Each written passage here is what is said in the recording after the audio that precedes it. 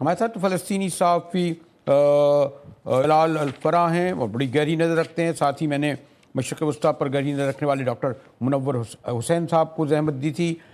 جلال فلاح، غزہ معاہدہ یہ اپنی جگہ سب کچھ، لیکن جو میں جس کا ذکر کر رہا تھا کہ ایک رپورٹر کی خبر نے اس پورے دورے میں جو ایک یاد دلا دیا 7 سال پہلے، اور انہیں غلطی کا بھی اعتراف کیا. کیا کہیں گے آپ، خود بھی صحافی ہیں اس حوالے سے؟ جی بہت شکریہ مجاہد صاحب.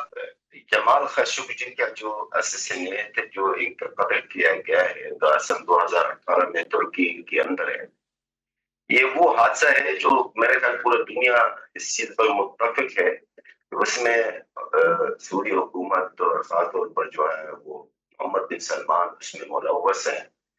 تو جو لیکن ساتھ ساتھ میں کہوں گا کہ اس وقت بھی بڑا اس کیس کو ہائی لائٹ کیا گیا ہے، لیکن وقت کے ساتھ ساتھ جو میری اطلاعات کے مطابق وہ یہ تھی کہ جمال خاشقجی صاحب کے جو اہلیہ اور جو ان کے خاندان ہیں، ان کے اوپر لگاتار مسلسل پریشر ڈالتا رہے ہیں مختلف ذرائع سے کہ وہ اس کیس سے دستبردار ہو جائے، یا کم سے کم اس کیس کو مزید نہ اچھالے، مزید اس کے بارے میں بات نہ کریں.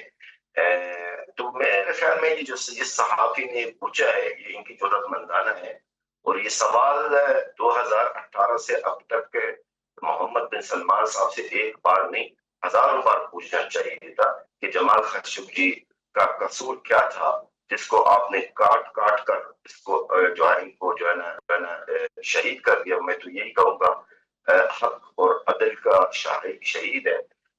جمال خاشقجی کبھی سعودی عرب کے خلاف تو نہیں تھا. جمال خاشقجی کو میں بڑا قریب سے جانتا ہوں.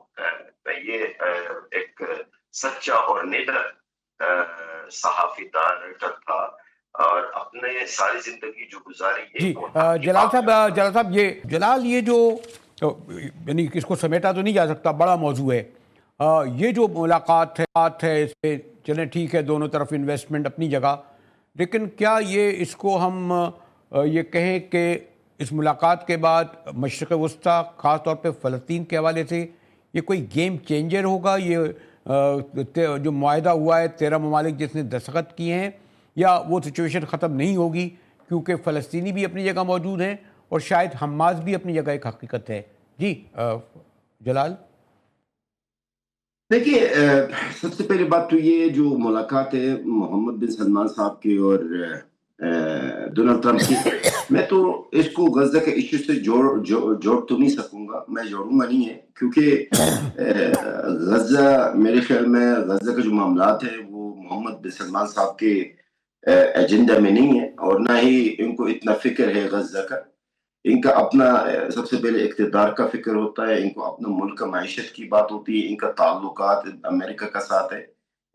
میرے خیال میں اگر کوئی یہ سمجھے کہ اس ملاقات میں غزہ کے لیے کوئی اچھائی ہے یا کوئی اچھا نتیجہ نکلے گا تو یہ تو بالکل غلط ہے. یہ تو بس صرف یہ تو سعودیہ کی خوشامد کرنے والی بات ہے. باقی رائے سوال دیکھیے اپنا مجذب، یہ جو امن معاہدہ کی جو بات ہو رہی ہے اور چلتے آ رہی ہے، اور میں نیوز چینل پہ یہی موضوع چل رہا ہے، امن معاہدہ جو 20 نکات پر مشتمل ہے، جس میں ابھی تک مجھے سمجھ میں آ رہا ہے، نہ میری عوام کو، نہ ہمارے مزاحمت تنظیم ہے اور ان کے سر فہرست حماس ہے، ہمارے جو مجاہدین ہیں، ہمیں سمجھ میں نہیں آ رہا کہ اس 20 نکات کے اندر کون سا ایسا نقطہ ہے جو ہماری فیور میں ہے، جو ہمارے حق میں ہے.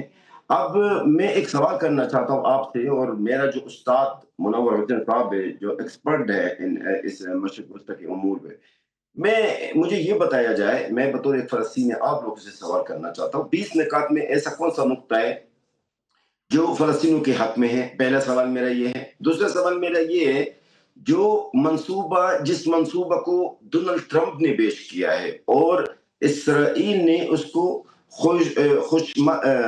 خیر مقدم کہا ہے، تو کیا یہ منصوبہ فلسطینیوں کے حق میں ہے؟ یہ کچھ بھی نہیں، کوئی فلسطینی کے حق میں تو ہے. جلال، اس میں جو ایک آپ سعودی ولی عہد کو بٹھال کر کتنے پراعتماد طریقے سے ٹرمپ نے کہا کہ میں نے ایران کو جو ہے حملے پر حکم کا اجازت دیا تھا اور اس کی ہم برسوں سے تیاری کر رہے تھے. پھر وہ کہتے ہیں میں نے ایران کا جوہری نظام تباہ کیا. اور یہ بات واقعی ہے کیونکہ ایران واحد ملک تھا اور جو حماس کے ساتھ تھا. غالباً ٹھیک ہے ہم لوگ تو وہ جو ہے نا بستی اجڑ چکے گی تو لکھیں گے مرثیے, ہم مرثیہ گوئی تو کرتے رہے, نوگری تو کرتے رہے, لیکن حقیقت تو یہ ہے نا کہ فلسطینیوں اور حماس کا واحد جو پاور تھی اور سپورٹ تھی عسکری اور مالی جلال, وہ ایران سے تھی شاید آخر میں. مجاہد صاحب ایک تلخ حقیقت ہے جو آج میں آپ کے سامنے پیش کرنا چاہتا ہوں اور آپ کے ناظرین کے سامنے, اور ڈاکٹر صاحب میں دوبارہ دہرانا چاہتا ہوں, میرا استاد, میں ایک تلخ حقیقت, ایک کڑوا سچ وہ یہ ہے, حماس کو اور ایران کو ختم کرنے کا جو عمل جاری ہے وہ صرف اسرائیل اور امریکہ کی طرف سے نہیں ہے. بدقسمتی سے صرف امریکہ اور اسرائیل نہیں ہے جو چاہتے ہیں کہ حماس غیر مسلح ہو اور حماس ختم ہو جائے اور ایران کا جو طاقت ہو وہ بھی ختم ہو جائے. نہیں جی, اسرائیل امریکہ کے علاوہ اور بھی ہے جو ہمارے اپنے مسلمان بھی اور عرب ممالک بھی ہے جو یہی چاہتے ہیں کہ حماس کا غیر مسلح ہو یا بالکل حماس کو ختم کر دیا جائے.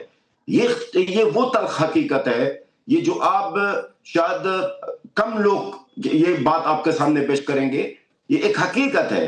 لہٰذا جو بھی مشرق وسطی کے اندر امریکہ کی پالیسی ہے یا اسرائیل کا ہے, اس کے دو ٹارگٹ ہے, ایک تو حماس اور ایک ایران, دونوں کو ختم کرنے کا یا کمزور کرنے کا یا جو بھی کہہ لیں, کیونکہ اس وقت اسرائیل کے لیے خطرہ صرف دو ہی ہے اور کوئی ہے نہیں ہے, اور اسرائیل کا حفاظت میرے خیال میں اس امریکہ کے لیے ٹھیک ہے.